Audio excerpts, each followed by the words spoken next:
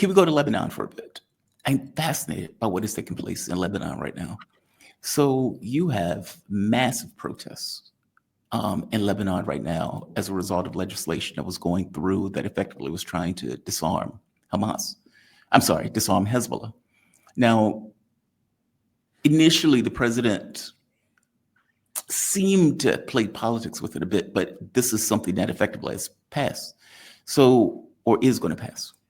This is Lebanon. I believe this was either last night or today. Burning tires. And this is the public, by the way, effectively in support of Hezbollah. This is also the public in support of Hezbollah, showing how much they back the organization. Now, the idea that the army, who wind fire shot in anger at the colony of squatters that have been taking over parts of Lebanon and been bombing Lebanon, but it's going to turn around and try to take the guns of Hezbollah is pretty outrageous. It's pretty astonishing. Is that going to happen? Meaning, is this going to ultimately provoke a civil war in Lebanon? And one last point, civil war, while simultaneously Jelani's animals are chipping at the border, where it's becoming clear that Syria and some of those gangs in Syria will attack Lebanon from the north. Give me your take on this. Is this going to devolve into a civil war, or something else going to take place here? Well, if they try to disarm Hezbollah, there will be a civil war. That's pretty clear. I mean, Hezbollah is a state within a state. It is an apparatus that is strong enough. I mean, it's a government of its own, in effect, within Lebanon. It's like half the government of Lebanon, and they are an armed force. They are a military. They began, Hezbollah was Shia militias, Shia Muslim militias inspired by the Islamic Revolution of Iran. That protected Lebanon from the invasion by Israel. When Israel was attacking Lebanon in the 80s, there were various Shia Muslim fighting groups that formed, and eventually they unified into Hezbollah. And Hezbollah has been pretty devastated recently by Israel. A lot of top leaders have been murdered and killed, but they are a huge, huge fighting force. And if you go to try and take their guns away, they're going to obviously fight back, and that would be civil war. And I really, really hope that the leaders in Lebanon are not stupid enough to do that. That sounds like something that would certainly be to the benefit of the United States and Israel, to see Lebanon, a country in that region, collapse into instability and have the government fighting against another faction of the government, basically, which is called Hezbollah. That would be an absolute disaster. However, that would kind of fit the playbook. I don't think the majority of people in Lebanon want that. I mean, there are obviously people in Lebanon, like Maronite Christians and others, who really hate Hezbollah and are pro-Israel, etc. But Hezbollah has a huge amount of support, not just among Muslims, but among Christians, among other religious groups, among secular political parties. Hezbollah is a force to be reckoned with in the country. Now, they're not the whole country, but they're a big chunk of the country. Probably at least half the country is sympathetic to them.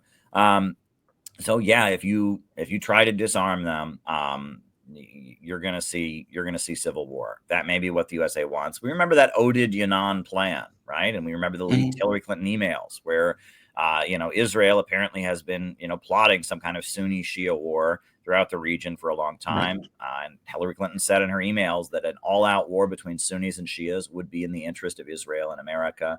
And that appeared to be the Obama administration's policy, was inciting Sunnis against Shias, playing up the idea that the Syrian government of Bashar Assad, they were Shia because Bashar Assad was an Alawite, and so therefore it was Iran, and so mobilizing Sunni Muslims from all over the world to go and fight against Bashar Assad in Syria, and that has been Democratic Party, Muslim Brotherhood, Obama era strategy of the United States, but it's fallen apart because Iran is at the center of the resistance to Israel, and the Houthis and Hezbollah and Iran itself are so clearly the main battlefield opponents of Israel, and Israel is hated by the Muslims of the world. So it's very, very hard to grandstand against the Shia Muslims, against Iran, against Hezbollah right now. And but yeah, if the government of Lebanon does try to fully disarm Hezbollah, they're going to face an armed confrontation.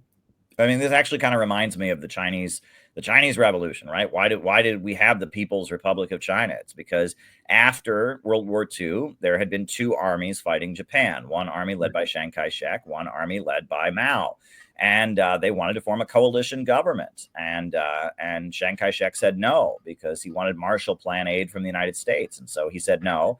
And China was like, well, Mao Zedong was like, okay, well, I mean, I'd really like to form a coalition government. And then the Chiang Kai-shek government tried to disarm the Red Army that had fought against Japan, and they tried to disarm them. And then at that point, they had a civil war, and that's what led to the creation of the People's Republic of China. So yeah, the Hezbollah is the armed force that is the government of half of Lebanon. And if you try to take their guns away, you're going to have a war on your hands.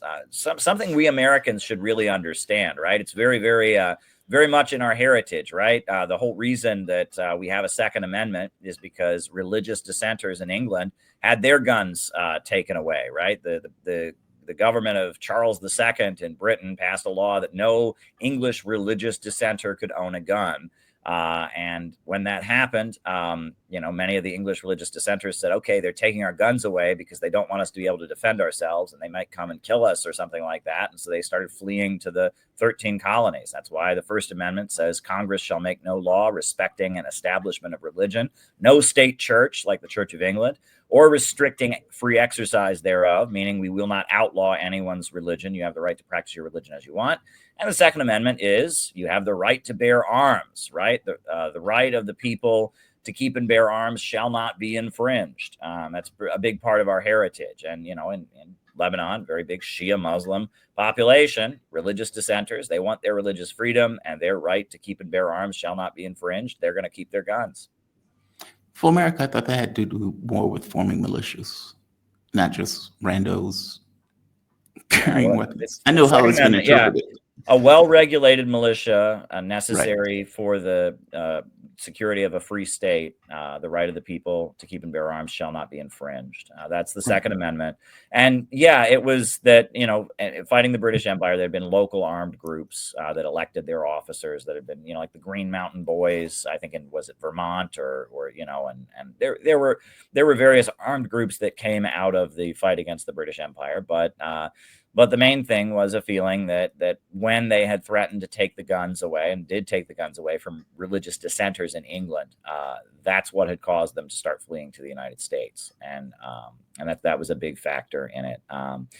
It's settler culture, right? I mean, we very much are a nation of immigrants, but the immigration that kind of established the country was, stealing the land from the native people, settlers coming out, et cetera. And settlers want to have their own guns and want to have their own area. And that's not good in a lot of ways, right? It's, my piece of property and my gun and all that. That's not necessarily good. But, the side of it that was about religious freedom, et cetera, these things take on different connotations. There are different things that can be read into it.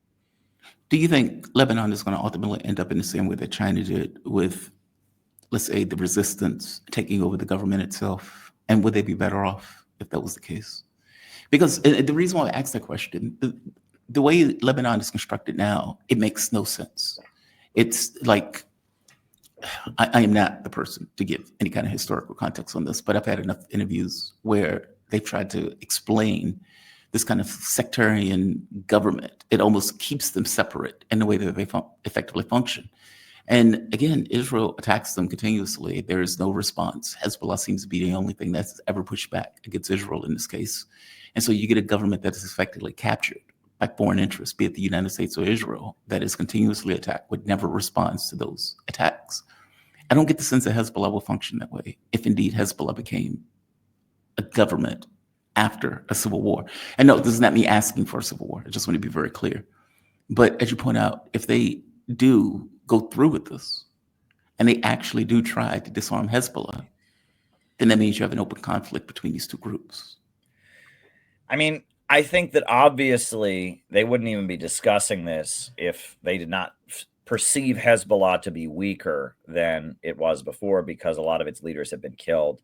Right. And so the idea that this is even on the table is related to Israel's strikes against them. But at the same time, to go and force the issue and start a civil war, I don't think that would end in the favor of Israel and the United States. I think it could very well result in Hezbollah becoming the entire government. I mean, that's what happened in Yemen, right? I mean, the Houthis were Yes. a small religious minority, and the government, started trying to disarm them and fighting against them. And then through the process of the Arab Spring and all that, now the Houthis run Yemen, because the government went after them. If they had just let them, set up shop in the northern mountainous regions of Yemen and be the local government, they would be the local government, and no one would have bothered them and whatever. But then the government, the Yemeni government, backed by the United States, bombed them, attacked them, suppressed them.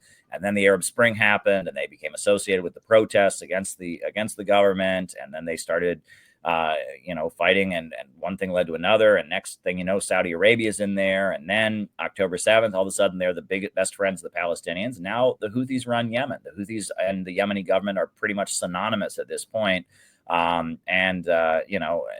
These things don't always play out in the way that people would hope. I feel like, though, to be clear, when I talk about the Oded Yanan plan, when I talk about Hillary Clinton's emails, the goal is not stability. The goal is not to get rid of Hezbollah, take their guns away so we can have a more stable Lebanon. No, the goal is chaos and unrest and civil war throughout the region, so that the Western imperialists can maintain dominance, so that Israel can have more security, because the people that oppose it are all fighting each other in a sectarian conflict. So that may be the goal. And it may be that the goal of pushing for this is that Israel and forces in the West are hoping to just have chaos throughout the region. And yes, trying to forcibly disarm Hezbollah will lead to chaos in Lebanon, no question about it. And that chaos will spill throughout the region, because Lebanon, Hezbollah was on the battlefield fighting for Bashar Assad in Syria. They are tied in with Iran and many of the conflicts in the region. And it won't just be Lebanon that will be unstable as a result of that. It'll be instability throughout the region, and it will be a bad, bad situation. And that is what some forces clearly want. So there you go. But the Lebanese government doesn't know that. Like, certainly they have to know that.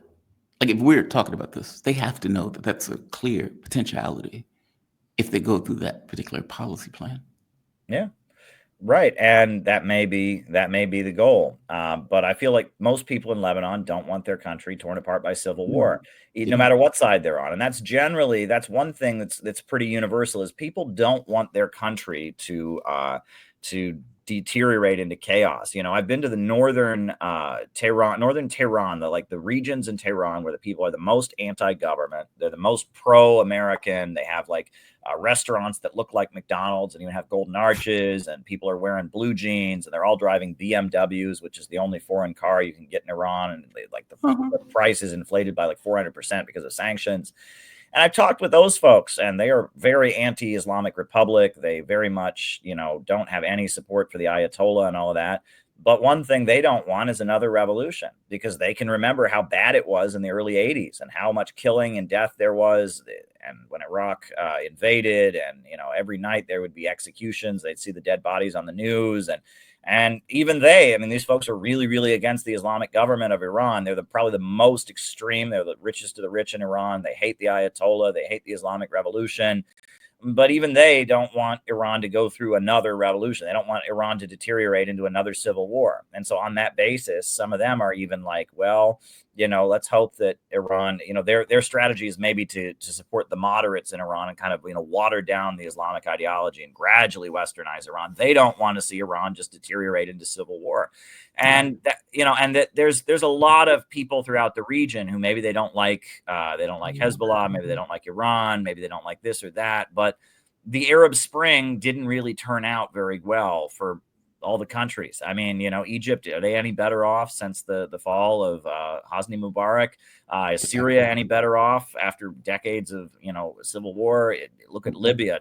How did that turn out? And that people do have frustrations. These various anti-imperialist forces do great things, but there are frustrations. There are problems. There's corruption. There's nepotism. There's inequality. There's all of that. But generally, the George Soros playbook of we're all going to go out in the streets and burn stuff and riot against the government, and then that'll create the pretext for a civil war to start with the USA funding one side. That generally doesn't lead to things turning out well in the country at all. And I think people can see that. Caleb, you are fantastic. I told audience, I said he can talk about all this stuff. He knows it. It's like the back of his hand.